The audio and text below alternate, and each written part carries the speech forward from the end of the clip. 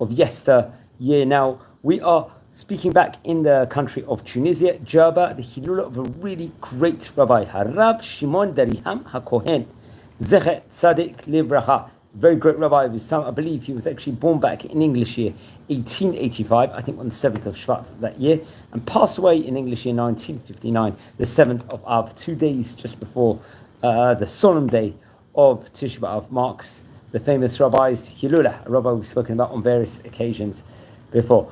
And he lived approximately, I believe, about 74 years. He did approximately. Now, he was a great rabbi. I think his father's name was Rav Khalifa Cohen, rabbi we've spoken about on various occasions before. He was born towards the end of the 19th century, in the year 1885, in Jerba, the island of Jerba in Tunis, which, remember, that place in that specific point in time had a great Torah Jewish community. Now, he would learn Torah under auspices of his rabbi. Rabbi Darihem Hacohen Gisha was a great rabbi in his day, another rabbi we've spoken about on various occasions before. And he would serve as a rabbi in various cities, I think especially in Czfaks and Bengard, if I'm not mistaken.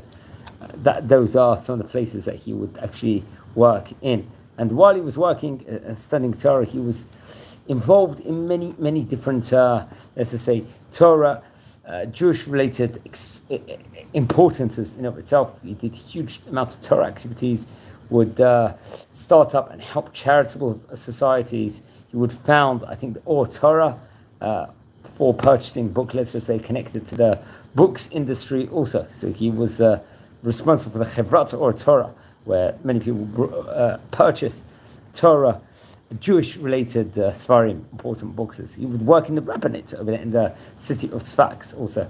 And he would come in and try and strengthen, especially the laws with regards to Shechita over there, and this would very much be highly documented during his time period while he was working in that specific city. And I think one stage he would leave, another stage he would come back, and it's interesting. I think he got married to Rabbinit Miriam. His wife's name was Miriam. They would have 6 sons and 2 daughters. He would be learning Torah pretty much every extra moment. I think at that point in time, times were tough from a financial point of view for many people in Tunisia, but he would make sure that his descendants, especially his sons and children, would have the highest possible Jewish education, let's just say, in of itself, Torah education. And he always looked and tried to elevate the people, like with regards to greatness from a Torah sphere in of itself, I think, which we have to point out. He would make Aliyah to the land of Israel shortly before he passed away, and he would settle in the holy city of Tiberias. Remember, there's 4 holy cities in Israel. There's Tiberias, there's Tzfat, there's Jerusalem, and the Hebron. So he would be over there. And but I think miracles were actually connected to him while he was in that specific place. I think one time it's reported over there was a stoppage of rain in the land of Israel, and they did fasting and penances, but weren't granted, and they came to the great Rabbi Darihem Hacohen, Rabbi Shimon Darihem Hacohen. He told them to do as to follow a specific protocol, and Baruch Hashem, there was rain afterwards. And I'll just say it in Hebrew. Ba'u v'shilu lecham Shimon Darihem Hacohen. V'amar lehem, kshiyasu shemechat beit ashweiba, shesimcha kocha, kshisimchat beit ashweiba, shesimcha kocha yotem adma, Toach Hasharim. The importance of the mitzvah of the Simchat Beit HaShoeva, naturally during the festival of Sukkot, that when it's done with joy, it opens up the gates, the fountains of gates, let's just say, in of itself.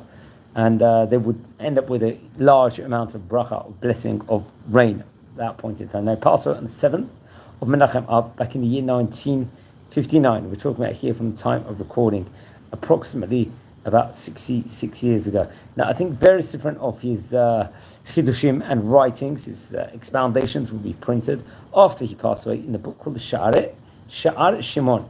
This would include various chidushim, novelties, teachings, and very much, let's just say, on this, I think he would also publicize or publish writings. He will contribute to one of the newspapers, if I'm not mistaken. Also, it's reported over here, just seeing the notes from the Hayami website here on just online. So very different of his, I think, connected to the Masaf publications, which was published in the land of Israel.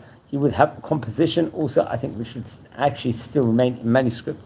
Presently, the Manat Chalki, which is on the Shas, the Talmud Bavli, and I think it's still in current day, let's say, is in manuscript form. Let's explore a few of the highlights of the teachings from his Torah colossal work. I think that's very important to look at. Melamed Shelefi in Yoto Yachshav lo Shekimatz Beisato Benachshav Shnatan Hon Rav. This is one of the teachings he has inside his, let's just say inside this book. I think it's very much featured in page Reish Samach Aleph in that Amud over there.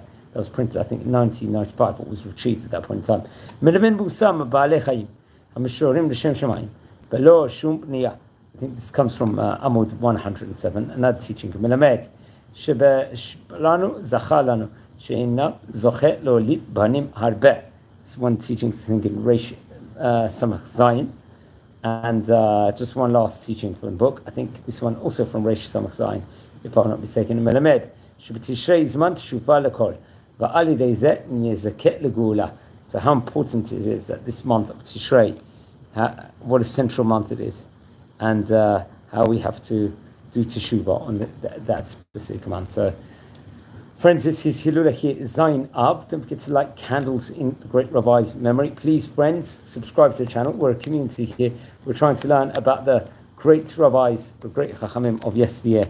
I appreciate if everyone can subscribe.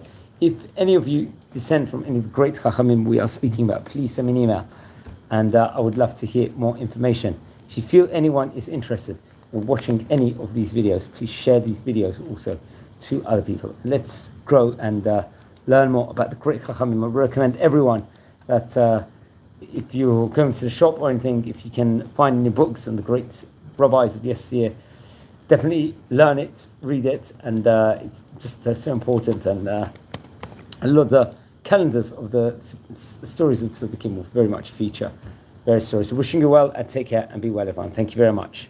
Thanks everyone for watching.